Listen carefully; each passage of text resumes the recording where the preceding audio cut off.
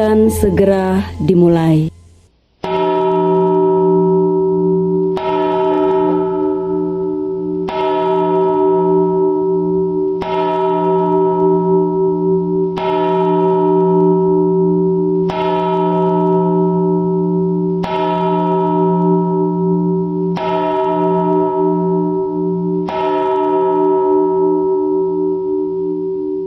Jemaat diminta untuk berdiri.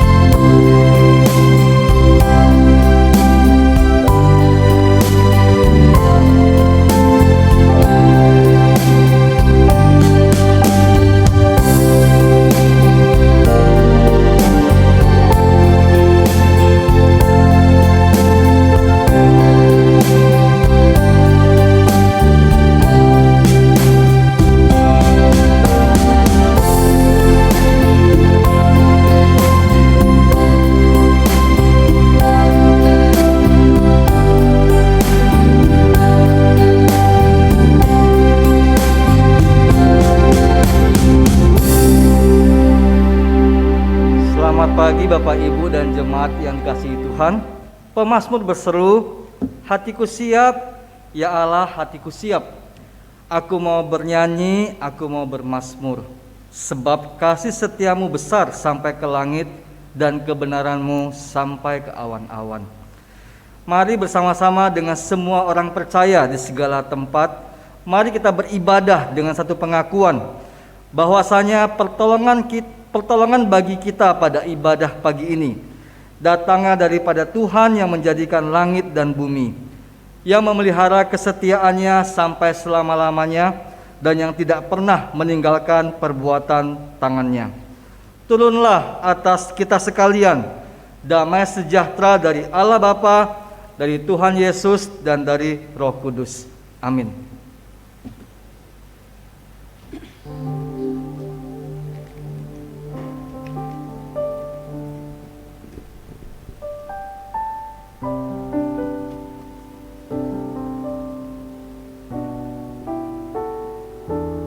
Salam Bapak Ibu Jemaat yang terkasih.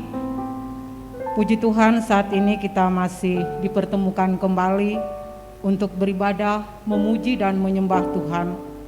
Untuk itu marilah kita siapkan hati kita hanya tertuju kepada Tuhan. Saya mengajak kita semua mengangkat satu pujian masuk hadirat-Mu Tuhan.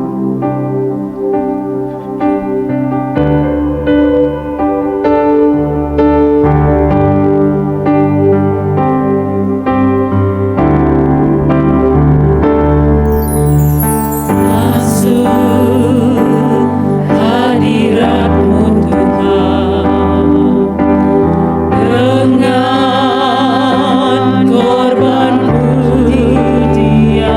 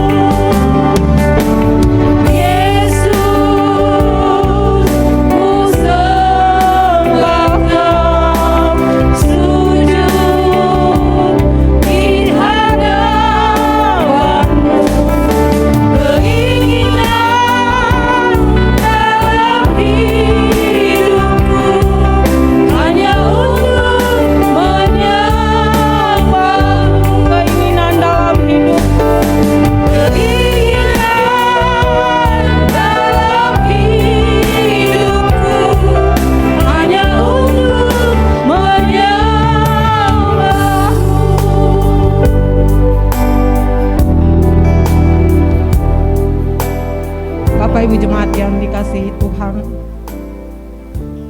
mari kita masuk dalam doa syukur dan pengakuan dosa. Bapak Ibu yang terkasih, Tuhan tak pernah berjanji langit selalu biru, tetapi Dia berjanji selalu menyertai kehidupan kita. Tuhan juga tidak pernah berjanji jalan selalu rata, tetapi dalam kehidupan kita pasti ada persoalan dan pergumulan. Tetapi Dia berjanji akan memberikan kekuatan bagi kita.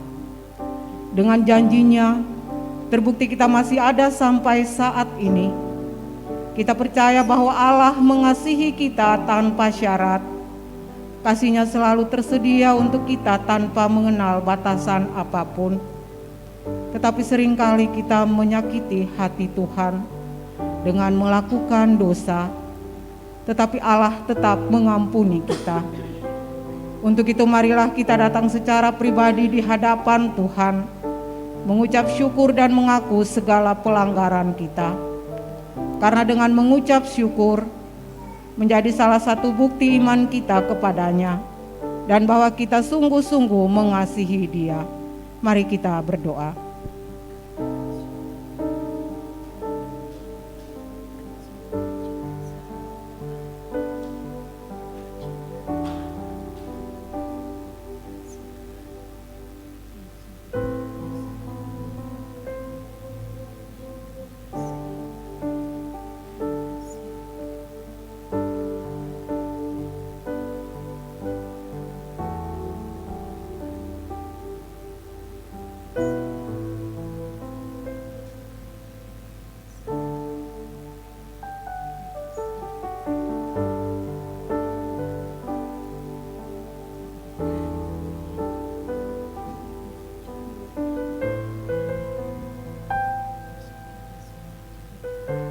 Allah Bapa yang bertakhta dalam kerajaan sorga, kami mengucap syukur di pagi hari ini Tuhan, karena Tuhan masih memberikan kesempatan bagi kami untuk hidup dan menikmati hidup ini. Di saat ini Tuhan, kami datang di hadapan-Mu sebagai anak-anak-Mu. Kami mengucap syukur atas penyertaan Tuhan, atas berkat-berkat yang Tuhan berikan dalam setiap kehidupan kami. Dan kami sebagai anak-anak-Mu, kami telah menaikkan ungkapan syukur kami di hadapan-Mu Bapa. Dan kami telah mengaku segala pelanggaran dan dosa kami. Ya Tuhan, dengarlah setiap doa kami, jawablah seturut dengan rencana dan kehendak-Mu dalam kehidupan kami. Ampuni kami Tuhan, layakan kami Tuhan, agar kami dapat menikmati setiap berkat-berkat-Mu di pagi hari ini. Hanya di dalam nama Tuhan Yesus Kristus Allah yang hidup, kami berdoa dan mengucap syukur. Amin. Dengarlah berita anugerah kepada semua orang yang mengaku dosanya dengan sungguh-sungguh dan menyesal karena telah menempuh jalan yang demikian. Sebagai hamba Kristus Yesus, saya memberitakan kepada saudara sekalian bahwa pengampunan dosa telah berlangsung dalam nama Bapa dan Anak dan Roh Kudus. Jemaat dipersilahkan duduk.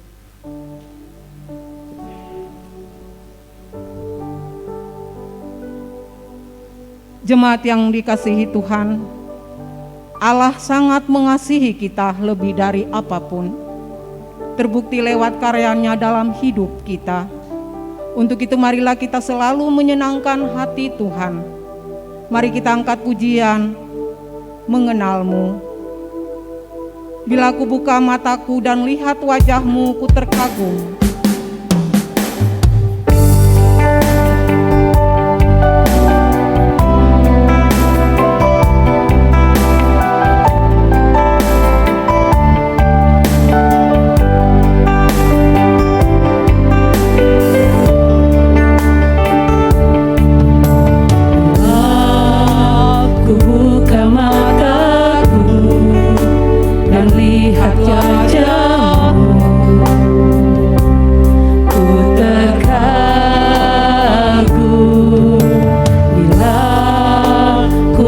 Hati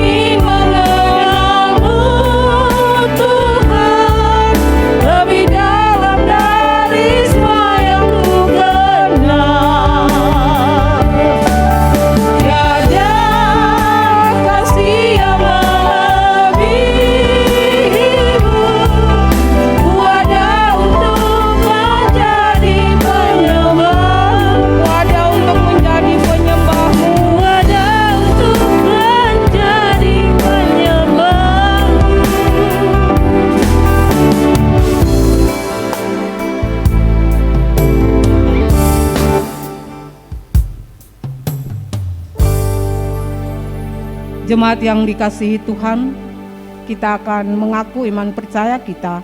Tetapi sebelumnya mari kita angkat pujian dari KPPK nomor 295. Kupancarkan keindahan-Mu.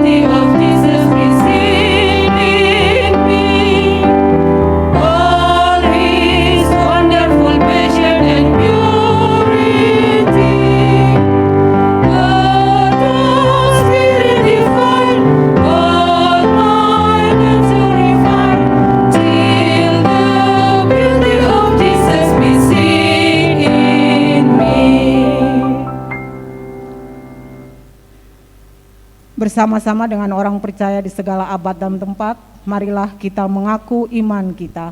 Pengakuan iman rasuli.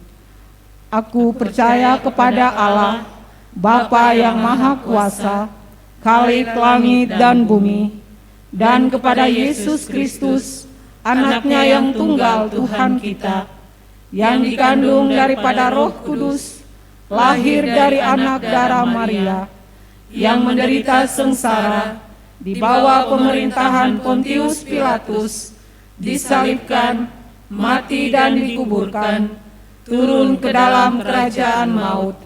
Pada hari yang ketiga, bangkit pula dari antara orang mati, naik ke sorga, duduk di sebelah kanan Allah, Bapa yang Maha Kuasa, dan dari sana Ia akan datang untuk menghakimi orang yang hidup dan yang mati.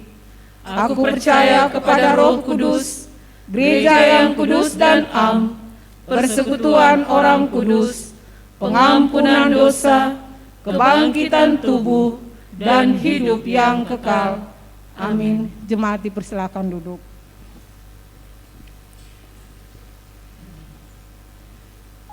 Bapak Ibu jemaat yang dikasihi Tuhan, kita akan mempersiapkan hati kita, pikiran kita untuk mendengarkan firman Tuhan yang akan disampaikan oleh Bapak Penginjil Martin Luther. Tetapi sebelum itu mari kita angkat pujian, Inilah Hidupku.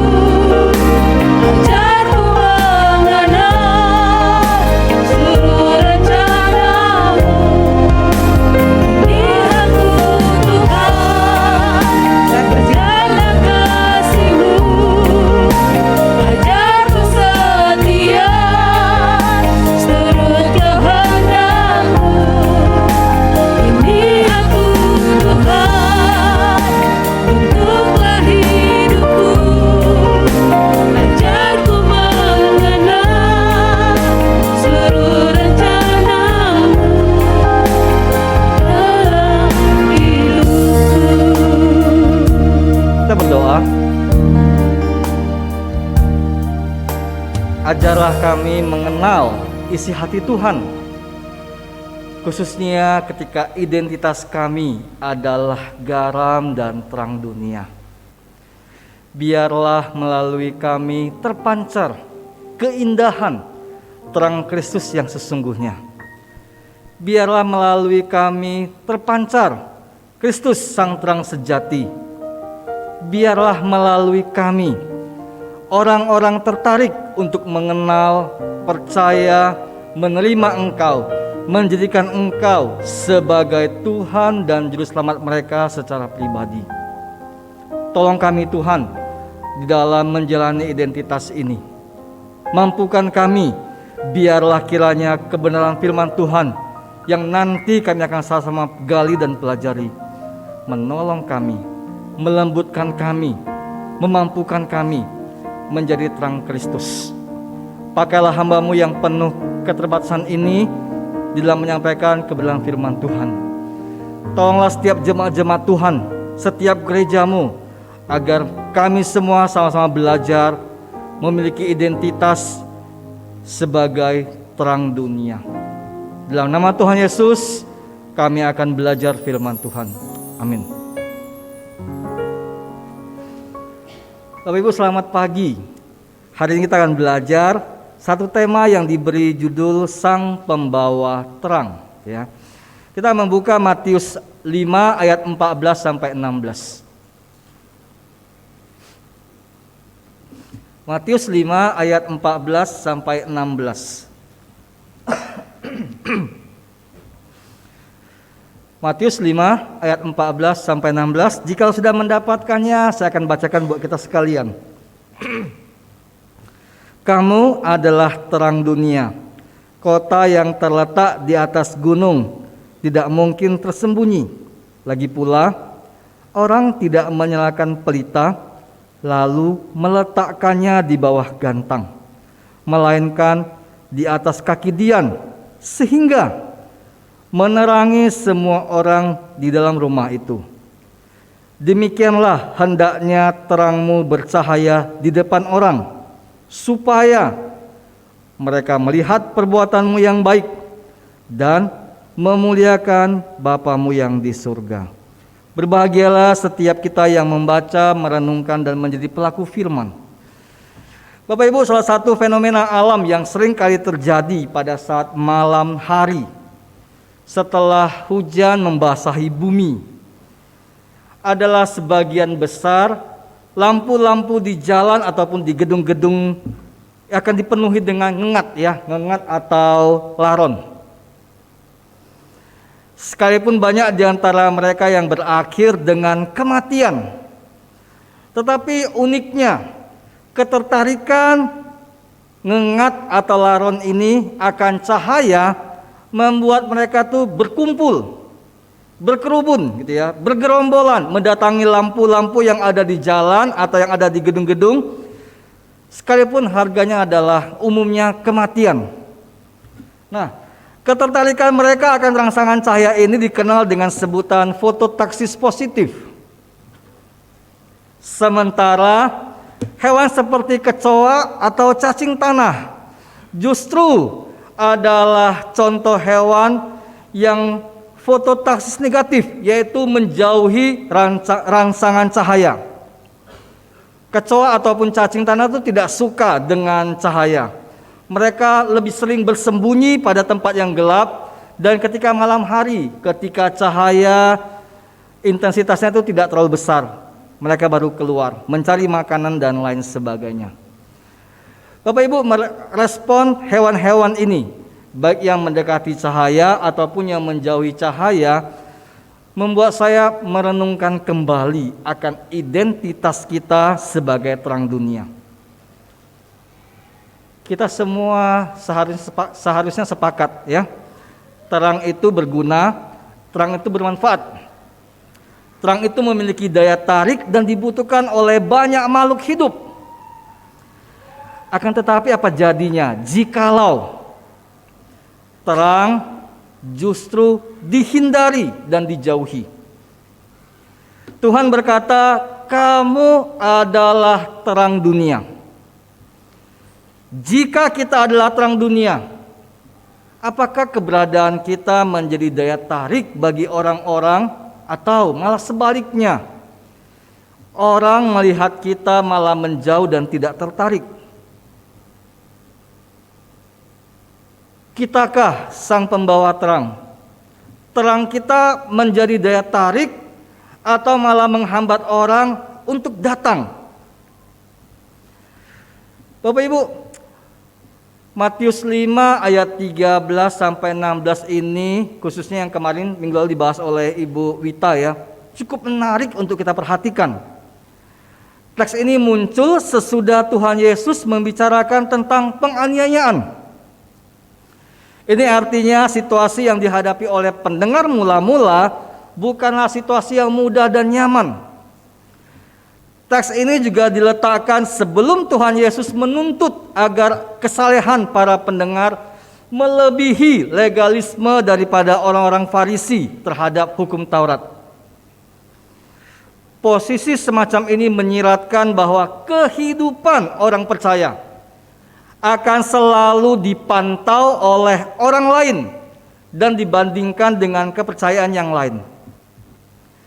Kita tidak hanya diperintahkan untuk menyamai, melainkan melebihi mereka di dalam kekudusan, di dalam kesalehan.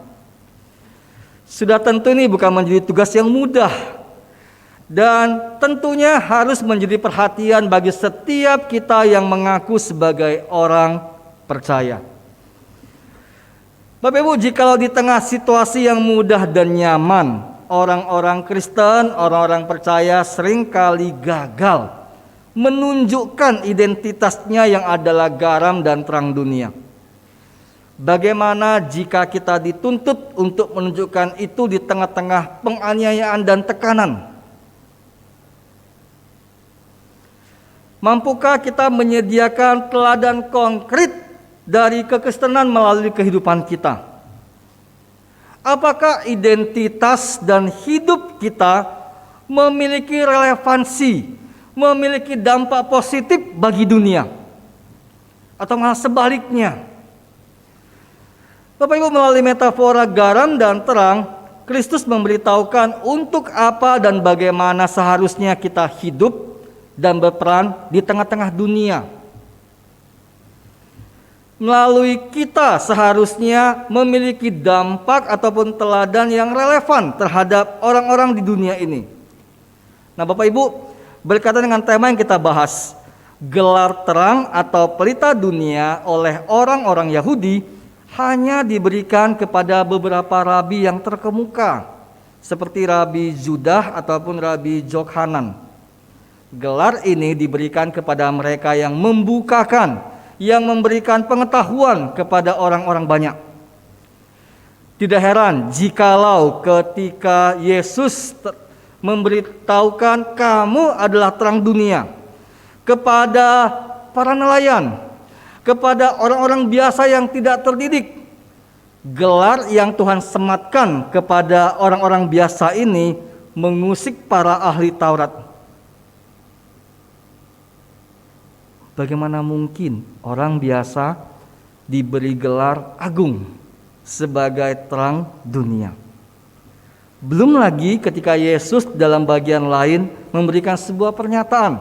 Yohanes 8 ayat 12. Akulah terang dunia. Barang siapa mengikut aku, ia tidak akan berjalan dalam kegelapan, melainkan ia akan mempunyai terang hidup. Hal-hal ini mengusik kehidupan mereka. Selain itu juga menimbulkan pertanyaan sebenarnya. Siapa terang dunia itu? Mengapa Yesus berkata bahwa dialah terang dunia? Sementara di bagian lain dia berkata kepada para murid, berkata kepada para pendengar, kamu adalah terang dunia. Membingungkan bukan? Siapa terang yang sesungguhnya? Bapak Ibu, Kristus adalah terang sejati. Ialah terang dunia yang sesungguhnya. Oleh karena itu, kita memantulkan cahaya yang Dia berikan kepada kita. Kita itu seperti bulan, hanyalah bola debu besar, tidak terlalu berharga dengan sendirinya. Tetapi di tempat yang tepat, pada waktu yang tepat, ketika sinar mentari Kristus menyinari kita, hal-hal ajaib terjadi Bapak Ibu.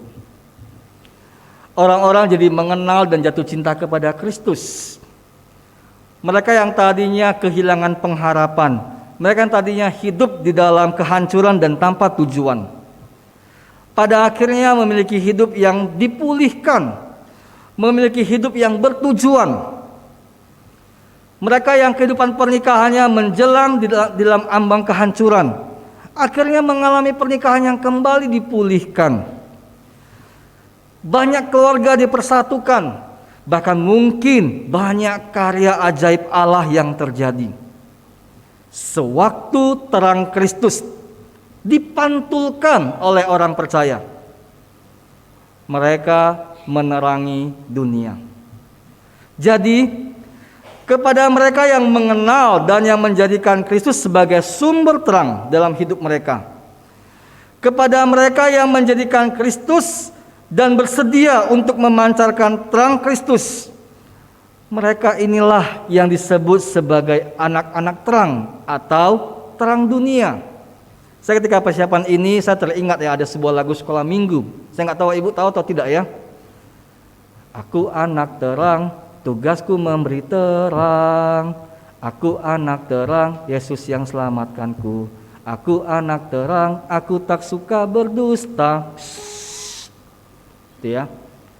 Lagu ini sederhana, tapi kalau anak-anak mengerti bahwasanya mereka adalah terang dunia, oleh karena itu mereka akan menjaga hidup mereka, menjaga perilaku mereka, dan mereka belajar untuk menerima Kristus, menjadikan Kristus sebagai terang dalam kehidupan mereka, sehingga terang Kristus boleh terpancar di dalam keseharian kehidupan mereka.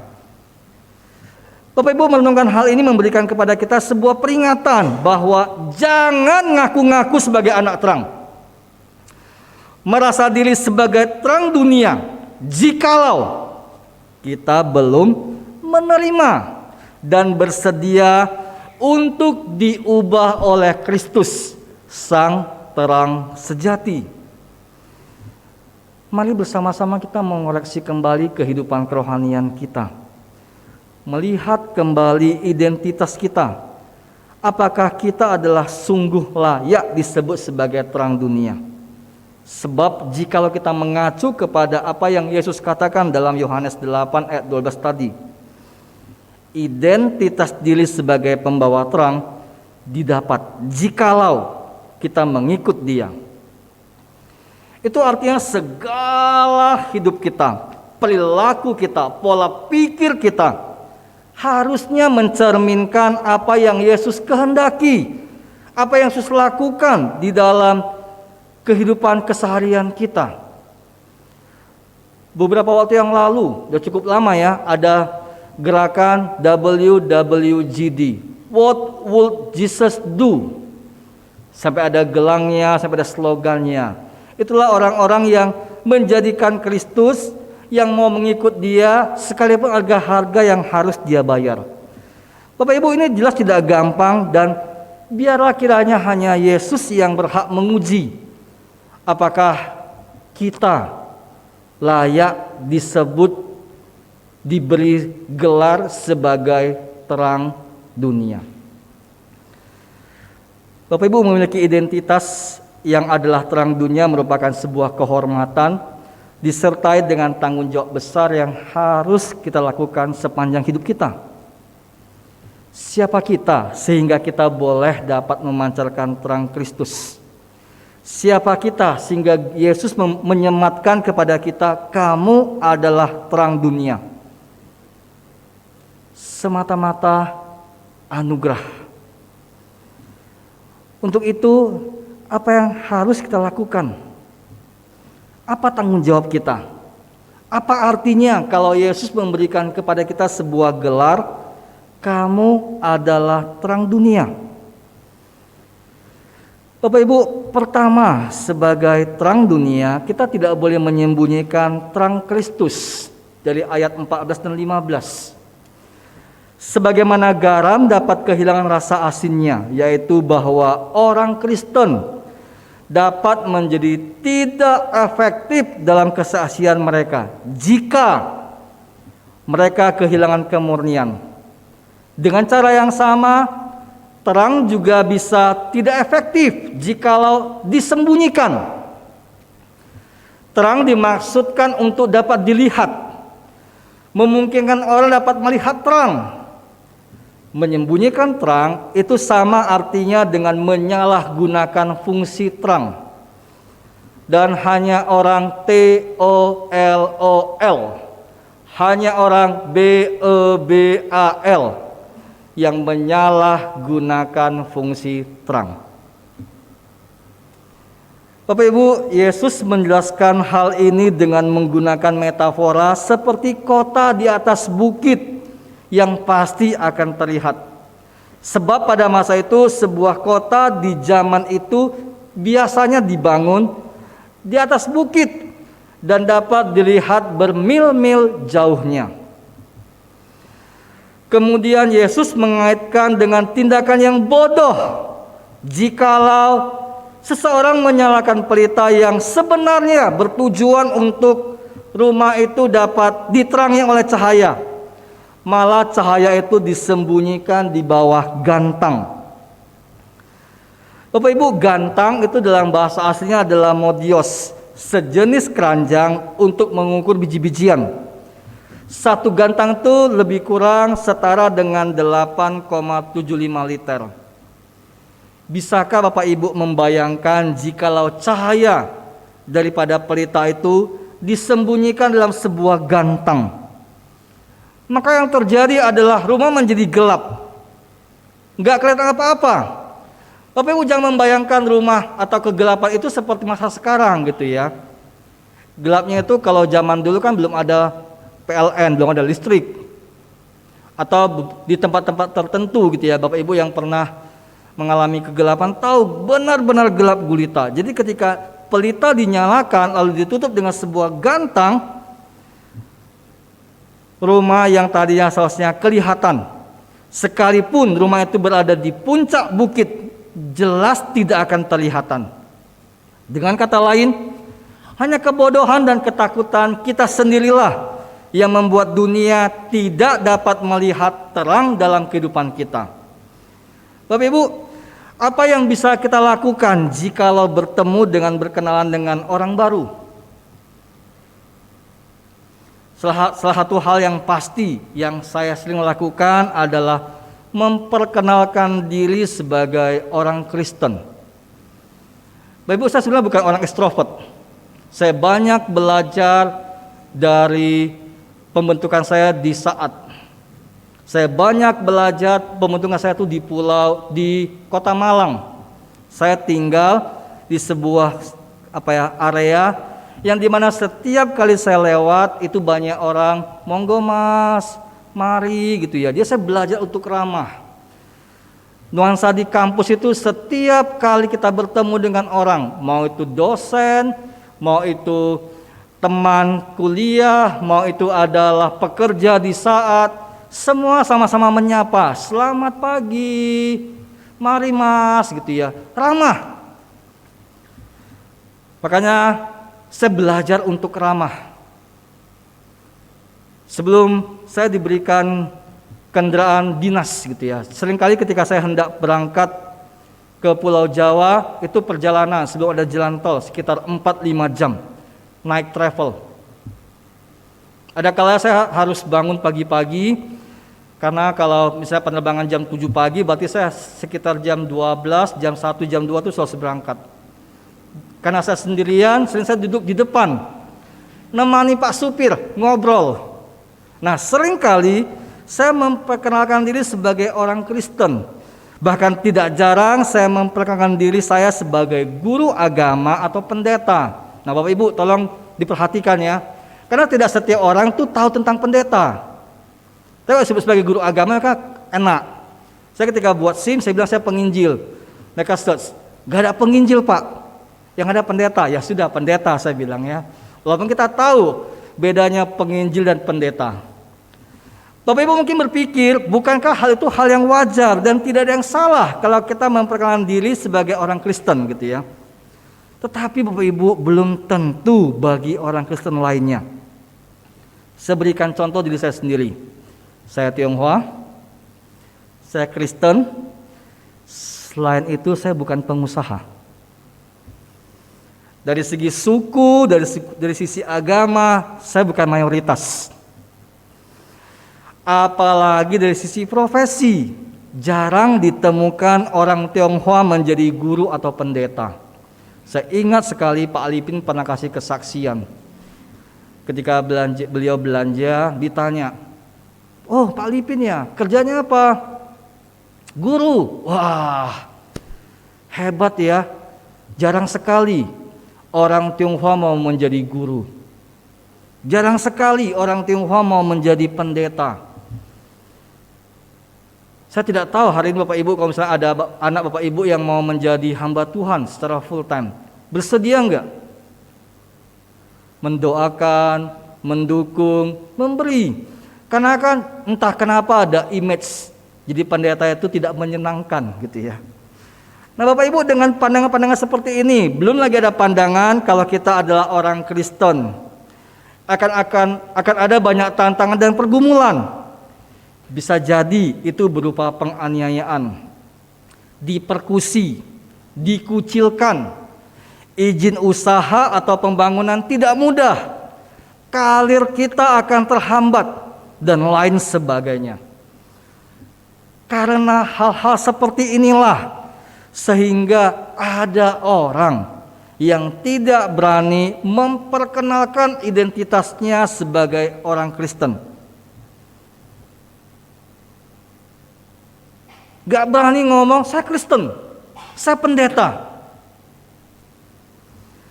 Bapak Ibu, sekalipun ada pandangan seperti ini, saya memilih tetap memperkenalkan diri sebagai orang Kristen. Bahkan kadang-kadang saya memperkenalkan diri saya sebagai hamba Tuhan. Saya punya sedikit imajinasi agak berlebihan gitu ya. Misalnya saya sedang cukur rambut gitu ya. Kalau orang ini adalah anti kekristenan, kan biasanya kan di sini saya jarang temukan. Di sana tuh sering orang cukuran, bukan hanya cukur rambut tapi juga cukur kumis, jenggot sebagainya. Kan kita dongak gini.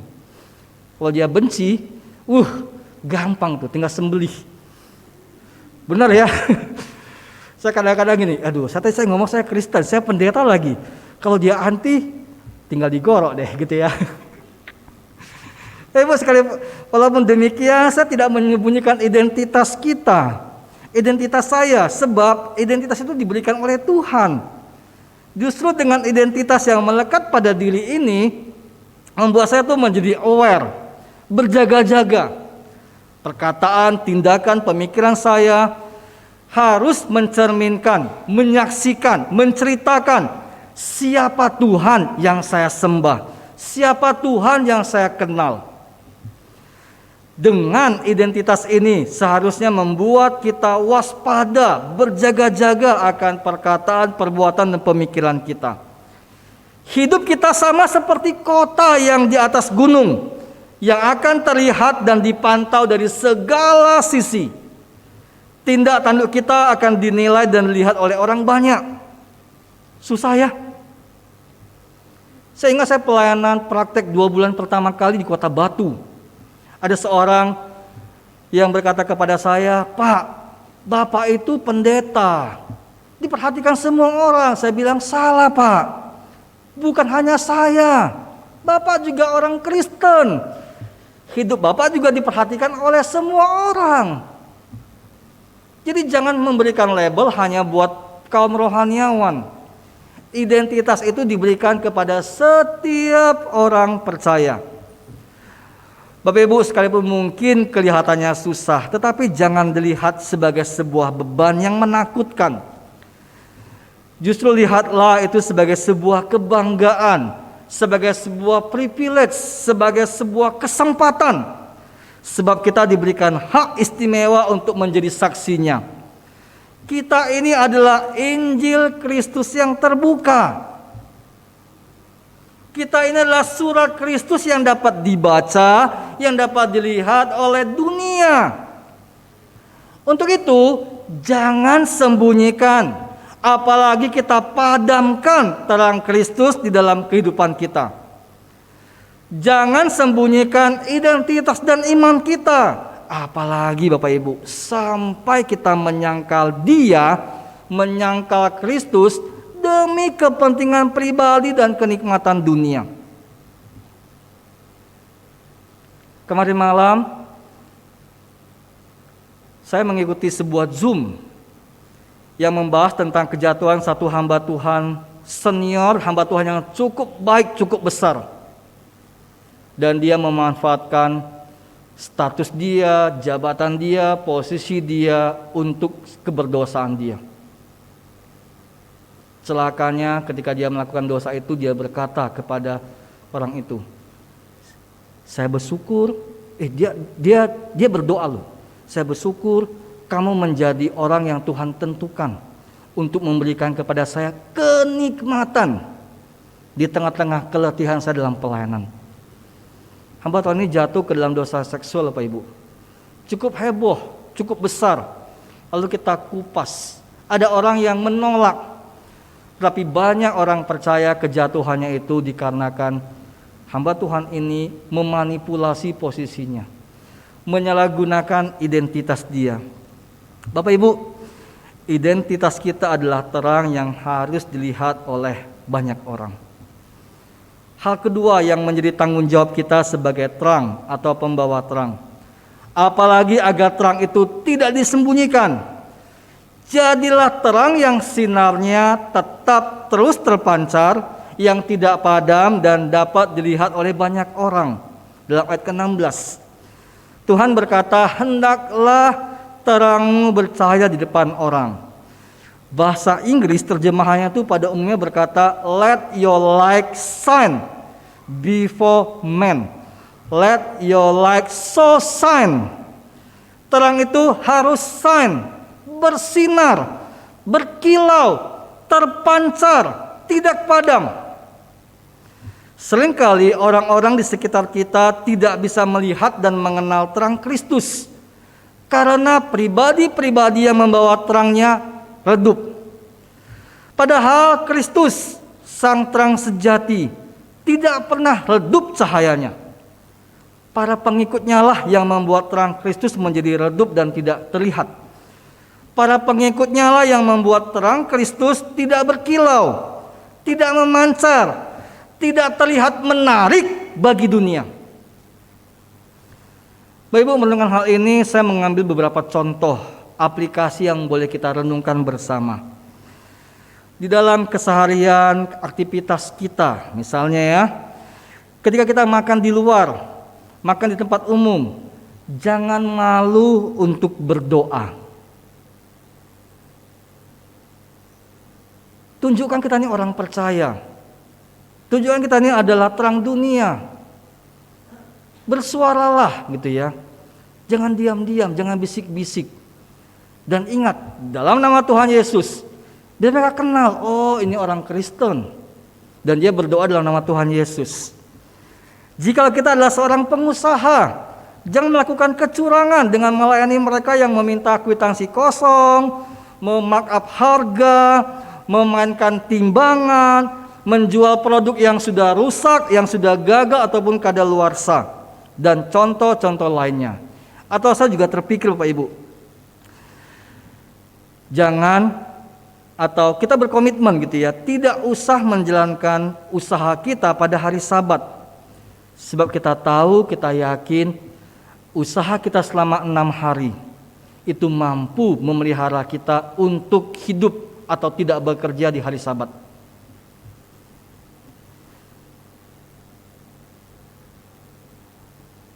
Mengapa kita perlu berhenti pada hari Sabat? Itu juga sebagai sebuah kesaksian bagi para pekerja kita, bahwasanya orang Kristen memperhatikan istirahat, tidak melulu bekerja. Tidak melulu berpikir tentang cuan. Percayalah, 6 hari yang Tuhan berikan mampu memelihara kita untuk hidup tidak bekerja 1 hari.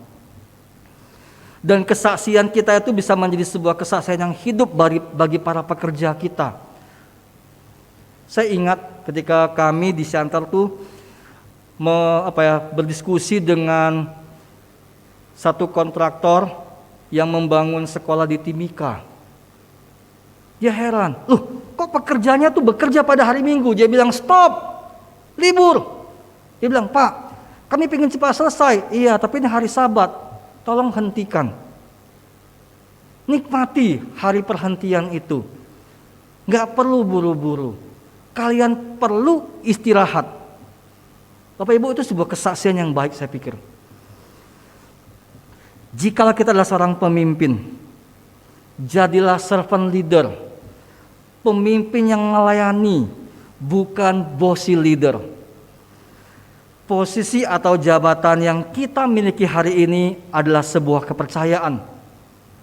Suatu hari bisa hilang. Ketika saya baru praktek, nggak lama saya diminta masuk ke dalam yayasan. Mungkin ada orang-orang merasa, wah enak ya, anak kemarin sore langsung posisinya adalah sekretaris yayasan. Bapak Ibu, saya tidak pandang itu sebagai sebuah jabatan. Saya tidak pandang itu sebagai sebuah posisi, saya bisa semena-mena. Malah dengan posisi itu saya harus belajar untuk menjadi servant leader, melayani, mendengarkan apa yang menjadi pergumulan daripada sekolah dan yayasan.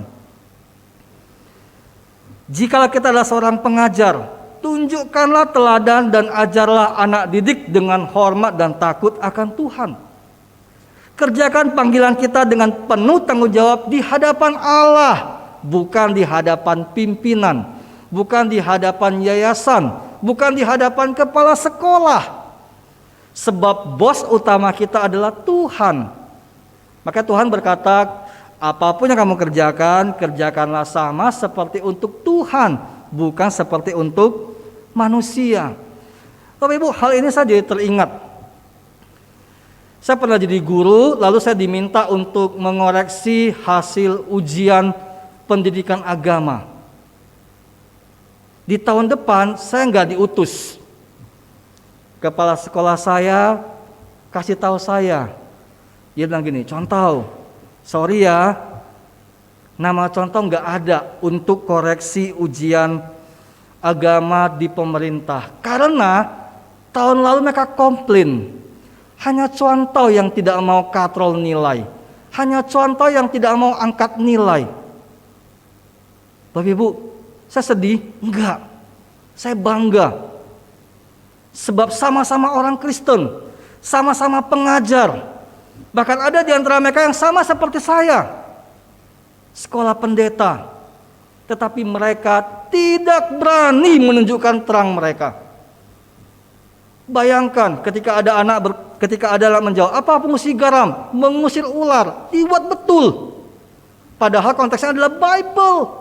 Ya saya buat salah, tapi karena itu saya nggak diizinkan lagi untuk koreksi ujian di ujian selanjutnya. Nggak apa-apa Bapak Ibu.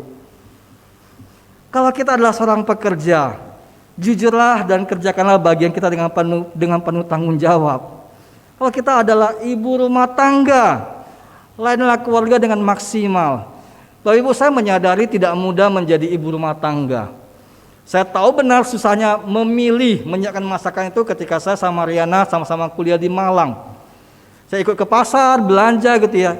Sayurnya itu aja. Mau diolah seperti apa ya itu aja gitu ya. Belum lagi kadang-kadang ada suami, ada pasangan, ada anak yang mengeluh. Kalau kita sadar kita adalah seorang terang Kristus, kerjakanlah dengan penuh sukacita. Sekalipun mungkin tidak keluar dari mulut mereka ucapan terima kasih, tapi yakinlah sebenarnya pelayanan kita, kasih kita, kehangatan kita, itu mereka syukuri. Jikalau kita adalah seorang pelajar, jadilah pelajar yang takut akan Tuhan. Gak perlu menyontek, gak perlu memberi kunci jawaban, gak perlu copy paste tugas teman. Saya juga punya kesaksian dari anak murid yang pernah saya layani. Ketika ujian nasional, teman-temannya sepakat untuk membeli kunci jawaban. Mereka tidak ikut. Bapak Ibu tahu dampaknya apa? Beberapa hasil ujian mereka tuh merah. Mereka dibilang sok suci. Mereka dikatakan BODOH. Mereka dikatakan tidak ngikutin tidak gaul gitu ya. Mereka tidak mempermasalahkan hal itu karena mereka tahu harga dari ketaatan mereka adalah ikut Tuhan. Bonus yang Tuhan berikan kepada mereka, Ada di antara mereka yang kuliah ke luar negeri sampai 2 degree S2. Bahkan banyak di antara mereka yang bekerja di perusahaan-perusahaan yang baik. Sebab apa Bapak Ibu? Sekali lagi saya punya prinsip, saya punya pemahaman, belajar itu untuk berpengetahuan, bukan sekedar mencari nilai. Maka saya cukup bangga ketika anak-anak belajar untuk memiliki pengetahuan. Dan nilai itu tidak selamanya merepresentasikan mereka berpengetahuan. Jadi anak-anak remaja, anak-anak pelajar, bayarlah harga. Takut akan Tuhan adalah permulaan pengetahuan. Tuhan tidak mungkin tutup mata akan hal itu. Beberapa contoh ini adalah wujud nyata bahwa identitas kita sebagai terang harus jelas dan berbeda.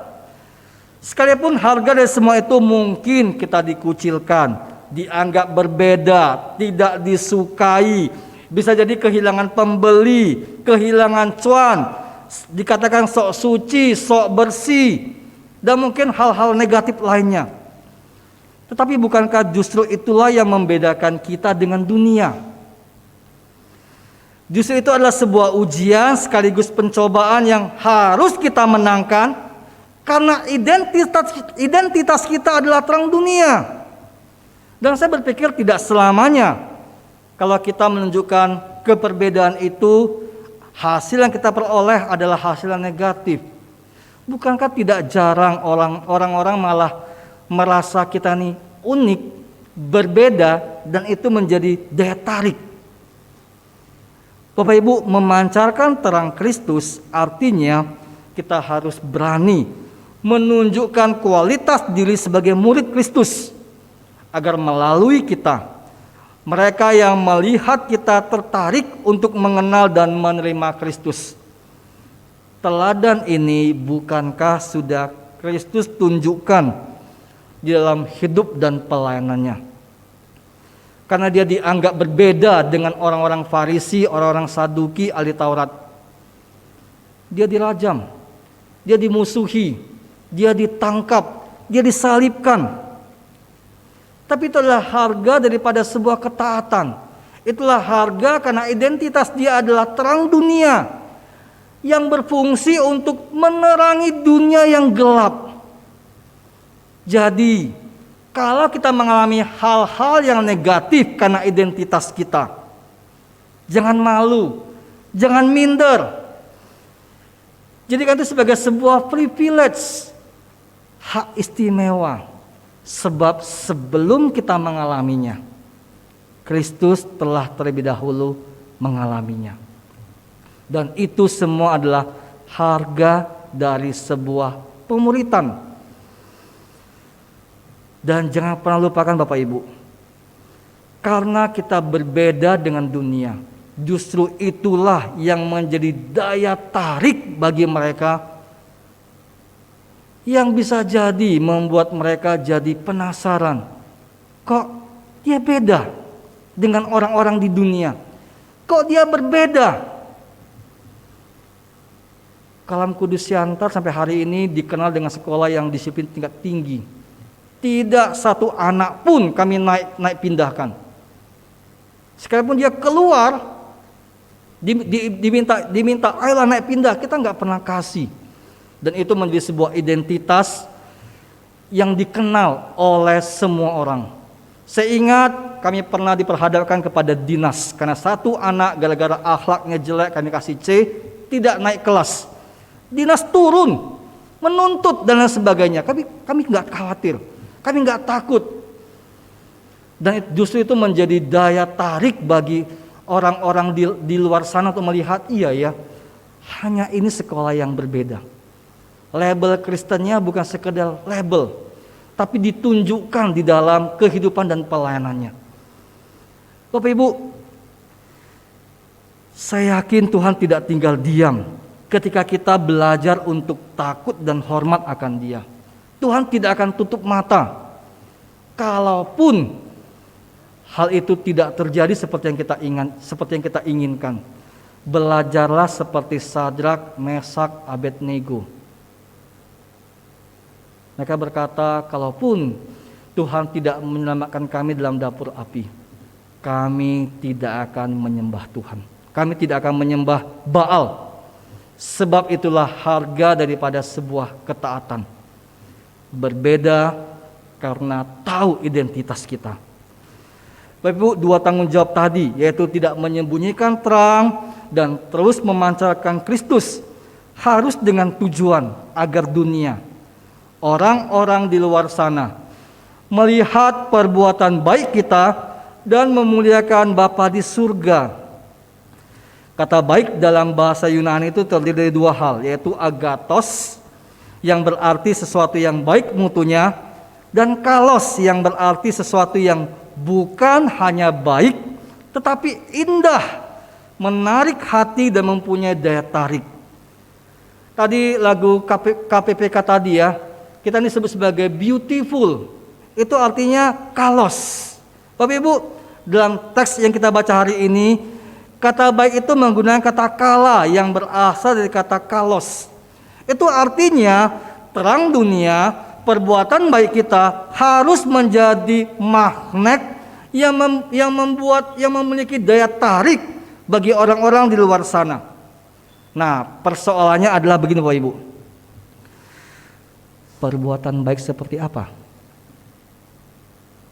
Bukankah semua orang diminta berbuat baik? Bukankah pengajaran dari kepercayaan-kepercayaan yang ada di tengah-tengah dunia ini juga mengajarkan dan meminta umatnya untuk berbuat baik? Jika demikian, apa yang unik, apa yang khas, apa yang membedakan kekristenan dengan yang lainnya? Bapak Ibu, perbuatan baik kita adalah sebuah magnet karena sasaran akhir dari perbuatan baik itu adalah bertujuan membawa orang agar dapat memuliakan Tuhan, bukan memuliakan diri kita sebagai terang. Perbuatan baik kita bukan supaya kita dilihat hebat, bukan supaya kita dilihat dan dipermuliakan, bukan supaya kita ditinggikan, tetapi harus berfokus dan bertujuan akhir untuk kemuliaan Tuhan.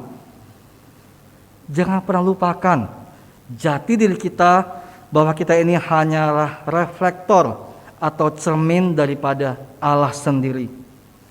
Kehadiran kita harus bisa merefleksikan, meneruskan kemuliaan, cinta kasih, kelemah lembutan, kekudusan dari Allah.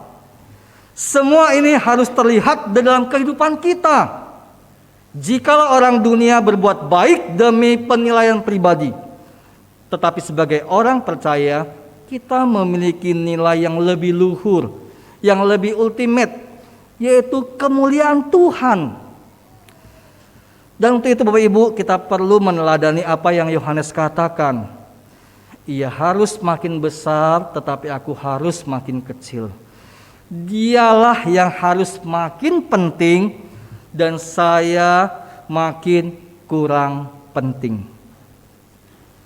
Bapak Ibu, ingatlah, kita hanyalah alat di tangan Tuhan.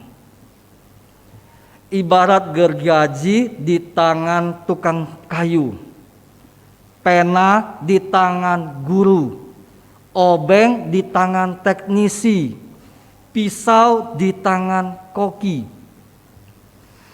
Sebagus apapun alat kerja ini, ketika digunakan, seberhasil apapun karya yang dihasilkan oleh alat-alat ini, yang mendapatkan pujian bukan gergaji, bukan obeng, bukan pena, bukan pisau, melainkan pribadi yang mendayagunakannya lah yang berhak mendapatkan pujian.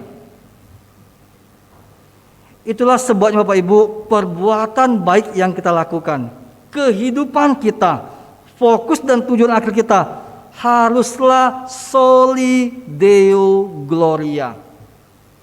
Segala sesuatu kembali untuk hormat kemuliaan Allah.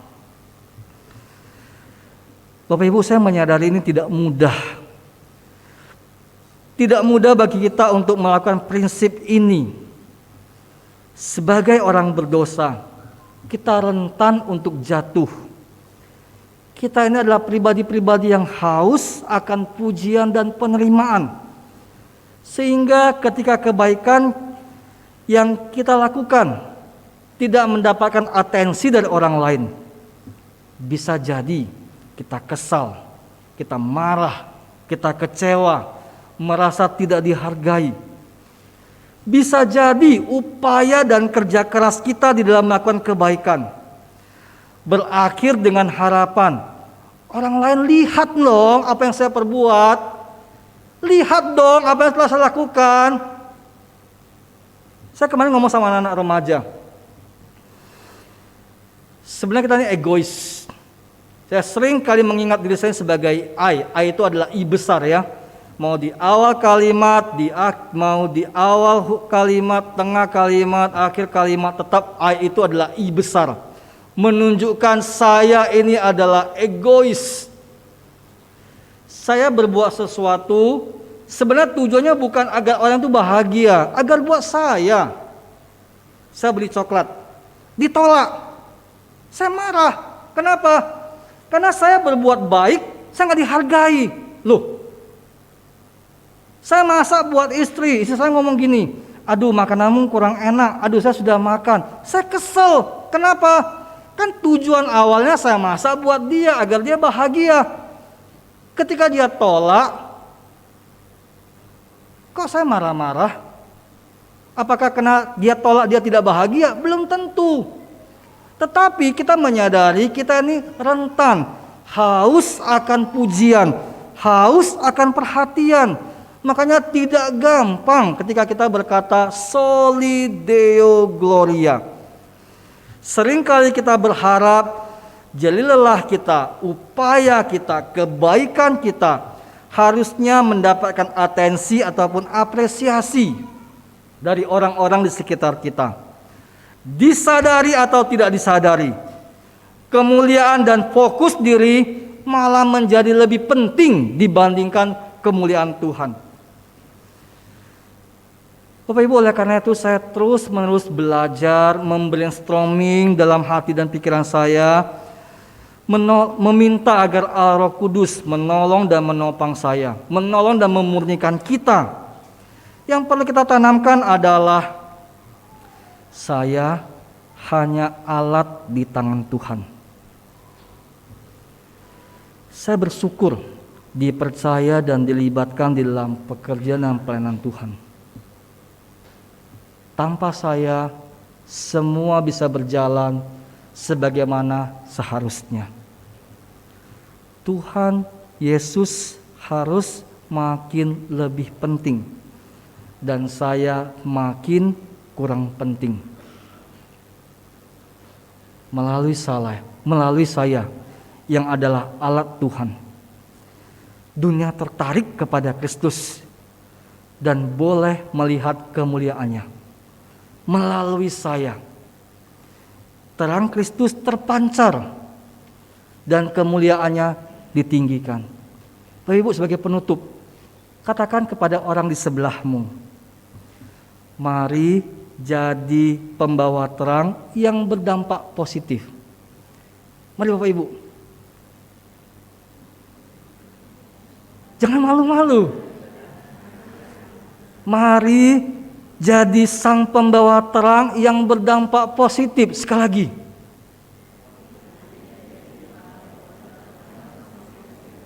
Soli Deo Gloria. Kita berdoa. Bapa di surga, kami bersyukur untuk kebenaran firman Tuhan yang hari ini kami boleh sama-sama baca dan renungkan. Terima kasih, kami diingatkan kembali akan identitas kami hari ini sebagai terang, yang mana terang itu tidak boleh kami padamkan, tidak boleh kami sembunyikan. Justru terang itu harus semakin bersinar, semakin berkilau, semakin menyilaukan di tengah-tengah dunia ini.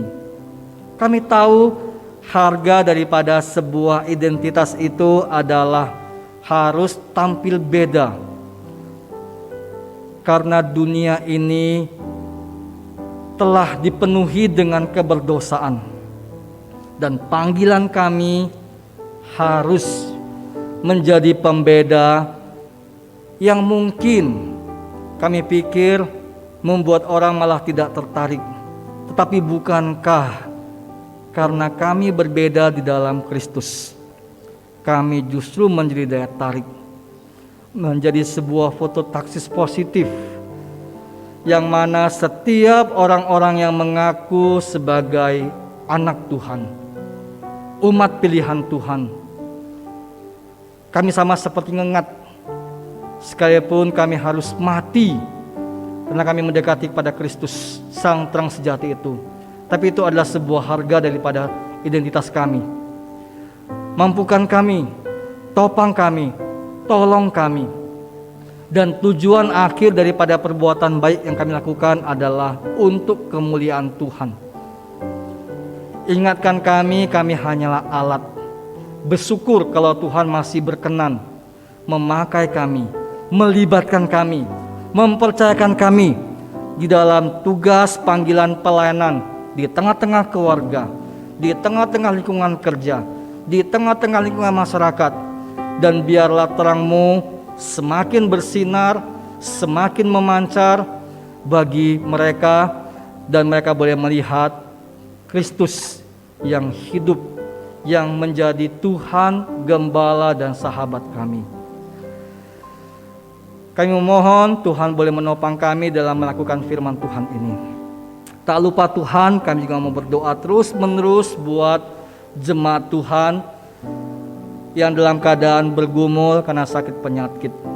Kami terus berdoa buat Ibu Jin. Kami menyadari, kami mengetahui keadaan Ibu Jin tidaklah membaik. Beberapa kali Pak Edi sharing, Ibu Jin harus bolak-balik keluar rumah sakit karena ada masa-masa Ibu Jin malah drop. Tuhan, kami terbatas, tapi kami tahu kami berdoa kepada Allah yang tidak terbatas. Kami tahu Tuhan tidak pernah tutup mata, tutup telinga untuk melihat, untuk mendengarkan seruan doa kami. Memohon kemurahan-Mu, memohon belas kasihan-Mu, kuatkan, pulihkanlah Ibu Jin kalau Tuhan berkenan. Topanglah Pak Edi, topanglah keluarga yang mendampingi, yang merawat, yang bersama dengan Ibu Jin. Kami menyadari udah entah berapa banyak tetesan air mata, doa, harapan, pergumulan yang dinaikkan, baik dari keluarga maupun kami sebagai keluarga besar. Itu sebabnya kami mohon kemurahan Tuhan boleh berbelas kasihan. Kami juga teringat Bapak berdoa buat jemaat-jemaat Tuhan yang hari ini juga mungkin dalam keadaan sakit, lemah jasmani. Bersyukur buat Pak Saputandi di tengah-tengah keterbatasannya boleh kembali beribadah bersama dengan kami. Kami juga berdoa untuk kesehatan setiap jemaat Tuhan. Hamba teringat tetap berdoa untuk Pak Noldi, untuk Pak Dery, untuk Pak Wong, untuk jemaat-jemaat lain yang hari ini mungkin bergumul akan sakit penyakit, yang juga mungkin bergumul akan keadaan keluarga, relasi dengan sesama, relasi di tengah-tengah keluarga, bergumul akan ekonomi dan lain sebagainya. Di tengah-tengah pergumulan ini justru kami boleh belajar untuk melihat bagaimana Tuhan menjaga, memelihara, menopang. Di tengah-tengah pergumulan ini kami juga justru boleh berbagi kasih, berbagi berkat dengan orang-orang di sekitar kami. Ajar kami tidak menjadi pribadi-pribadi yang egois, tapi kami justru berdoa dengan membuka mata, melihat kebutuhan di sekitar kami. Karena panggilan kami bukan sekedar penerima berkat, tapi kami juga bisa menjadi pemberi berkat. Mungkin kami tidak bisa memberikan berkat jasmani, tetapi kehadiran kami, seruan kami, senyuman kami, doa kami, itu bisa memberikan kekuatan, memberikan penghiburan kepada mereka yang dalam keadaan letih, lesu, dan berbeban berat. Kami juga Bapak berdoa teringat untuk jemaat-jemaat Tuhan yang akan berulang tahun di minggu ini. Kami berdoa buat Bapak Jack Sinai, berdoa buat Bapak Randy Alan, berdoa buat anak Chelsea Pasal Besi yang akan berulang tahun pada 8 Agustus. Berdoa buat Saudari Stasia Salim yang akan berulang tahun di tanggal 9 Agustus. Berdoa buat Ibu Joy Saputri, buat Bapak Telson Gunawan, buat anak Marcel Yongkai yang akan berulang tahun pada 12 Agustus. Berdoa juga Bapak buat anak Fernanda Tandi yang akan berulang tahun pada tanggal 13 Agustus. Dan juga mungkin semua jemaat simpatisan yang berulang tahun di minggu ini dikarenakan data mereka belum tercantum, belum terdapat di dalam database gereja. Sebagaimana Tuhan telah menolong memimpin kehidupan mereka di masa lalu, itu juga menjadi doa dan harapan kami di masa-masa mendatang. Tuntunlah setiap keluar masuk mereka. Berkatilah setiap usaha, pekerjaan dan kehidupan mereka. Pakailah hidup mereka menjadi surat-Mu yang terbuka, sehingga melalui hidup, perkataan, perbuatan, pikiran, nama-Mu boleh ditinggikan, nama-Mu boleh disaksikan, nama-Mu boleh dipermuliakan. Kan juga berdoa Pak buat gereja, khususnya kami dalam penyelesaian gedung yang baru. Kami rindu Tuhan juga boleh campur tangan di dalam proses finishing ini. Dana yang tidak sedikit, tetapi biarlah kami juga boleh ikut ambil bagian, menyisihkan sedikit daripada penghasilan yang Tuhan anugerahkan untuk mendukung. Karena kami rindu gedung yang baru ini boleh selesai dan kami boleh beribadah di tempat yang baru dengan jumlah yang lebih besar lagi. Dan gedung ini juga dihasilkan bukan sekedar untuk menambah jiwa, tapi kerinduan kami adalah jiwa-jiwa itu boleh didewasakan, boleh dimuridkan, boleh menjadi murid-murid Kristus yang memuridkan. Sehingga setiap lidah mengaku, setiap lutut bertelut di hadapan Engkau. Kan juga berdoa Pak buat sekolah dengan segala pergumulan yang dihadapi. Kalau Tuhan berkenan, biarlah di masa-masa mendatang sekolah ini boleh berkembang dengan luar biasa, boleh menjadi berkat khususnya di dalam dunia pendidikan di kota Sorong. Ada banyak kebutuhan, ada banyak pergumulan. Kami rindu Tuhan boleh memberikan hikmat bijaksana kepada badan pengurus yayasan, kepada setiap orang-orang yang terlibat dalam dunia pendidikan. Biarlah sekolah ini boleh dipakai menjadi alat, bukan sekedar memenuhi kebutuhan kognitif, tapi boleh menolong mereka dipenuhi secara akal budi. Biarlah juga melalui gereja, sekolah, dan keluarga ada sebuah kerjasama, sehingga beban mengajar, mendidik, mendewasakan itu bukan dilimpahkan kepada lingkungan pendidikan. Pendidik utama dan utama adalah keluarga.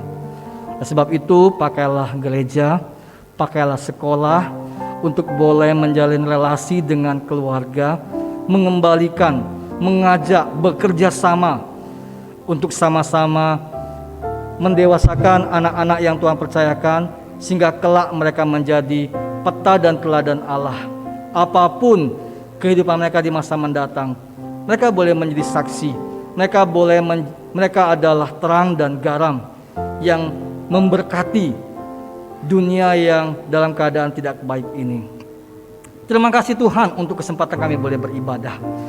Kami nanti ataupun telah memberikan persembahan. Bersyukur kalau kami boleh ambil bagian di dalam mendukung pekerjaan pelayanan Tuhan melalui persembahan yang kami berikan. Kiranya semuanya ini boleh kami persembahkan untuk hormat kemuliaan bagi nama Tuhan.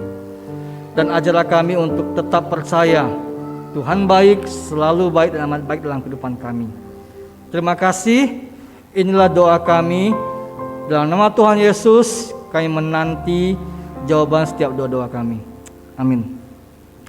Saya mengundang Bapak Ibu untuk bangkit berdiri. Kita akan sama-sama menaikkan doksologi.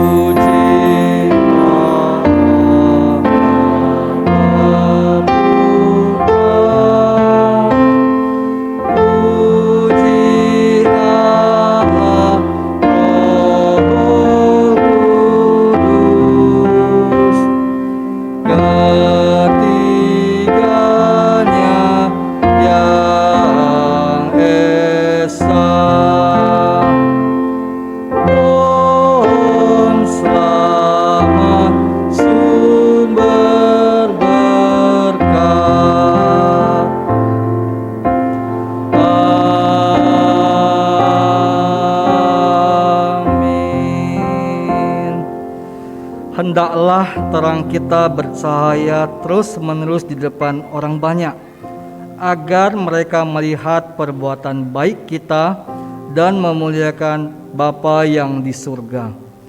Untuk itu, marilah jalani kehidupan kita sebagai pemancar terang Kristus dan terimalah berkat Tuhan. Kiranya Allah, sumber segala kasih karunia yang telah memanggil kita dalam Kristus, dan kiranya Allah Roh Kudus akan memperlengkapi, meneguhkan, menguatkan, dan mengokohkan kita menjadi saksi mulai dari hari ini sampai Tuhan datang kedua kalinya. Amin.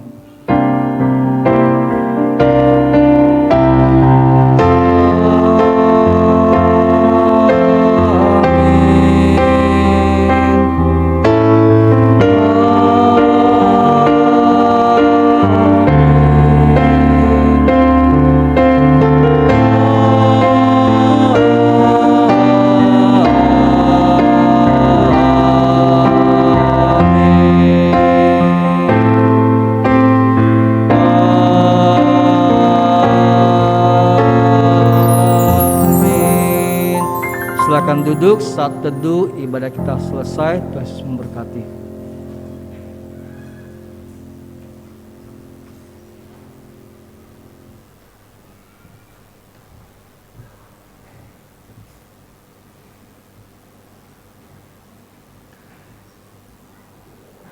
Shalom, selamat siang Bapak Ibu Jemaat yang dikasihi Tuhan. Kita bersyukur untuk ibadah dan kiranya kita bersemangat untuk merefleksikan terang Kristus untuk orang juga boleh diberkati melalui hidup kita. Ada satu penyampaian bahwa 2 minggu ke depan di tanggal 21 Agustus kita akan melaksanakan perjamuan kudus. Karena itu dipersilakan Bapak Ibu Jemaat untuk bisa mendoakan, mempersiapkan diri untuk kita boleh mengambil bagian untuk sehidangan dan semeja dengan Kristus melalui perjamuan kudus. Selamat hari Minggu, sampai jumpa minggu depan. Tuhan Yesus memberkati.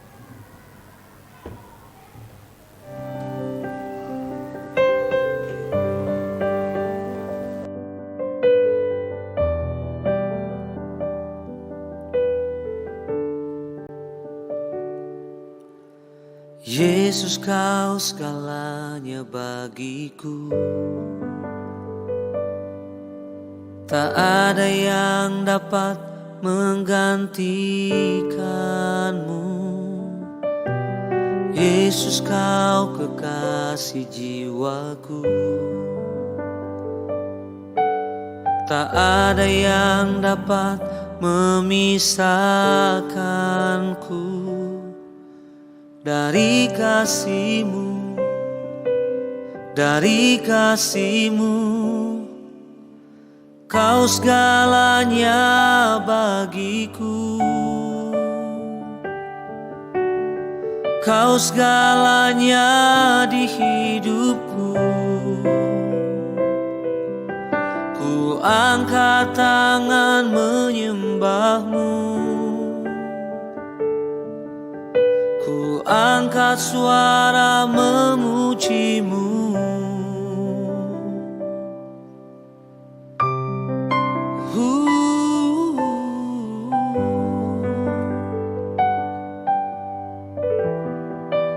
Oh, Yesus, kau segalanya bagiku, tak ada yang dapat menggantikanmu. Yesus, kau kekasih jiwaku, tak ada yang dapat